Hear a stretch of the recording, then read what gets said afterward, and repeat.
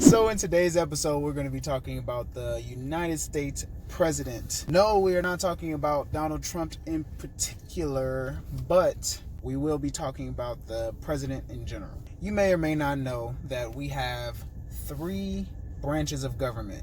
We have the executive, the legislative, and the judicial. The president would fall under the executive branch. Has a bunch of different roles that he plays, a bunch of different titles and all this stuff. Chief of state, chief executive, commander-in-chief, all these different terms. But to sum it up, he's the face of the United States. He is our leader, He helps put laws in place. He can appoint federal officials. He can grant pardons. He negotiates with other countries. And he runs the army. That's basically the roles and duties of the president. Now, what does it take to become president? Well, the Constitution only lists three things. One, you have to be 35 years of age. Why? I don't know. Two, you have to be a natural-born citizen. And three, you must have lived in the United States for at least 14 years. Little fun fact, the president is technically not directly elected by the people, but he's elected by the members of what's called the Electoral College. That's a whole nother episode in itself.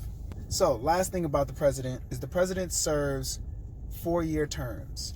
Basically meaning if they get elected in the year 2000, in 2004, they have to run again against somebody else. You can't just stay in the White House.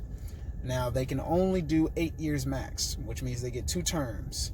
First 4 years, second 4 years. We are currently in an election right now, the 2020 election. The primary 2 candidates that are up for president are Donald Trump and Joseph Biden.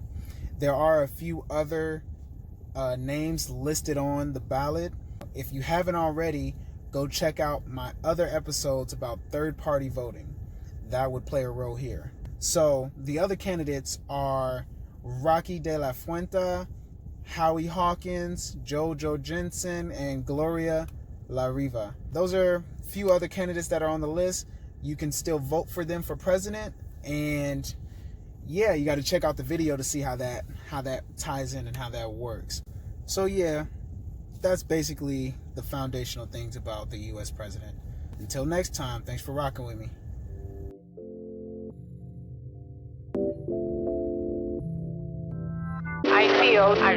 I feel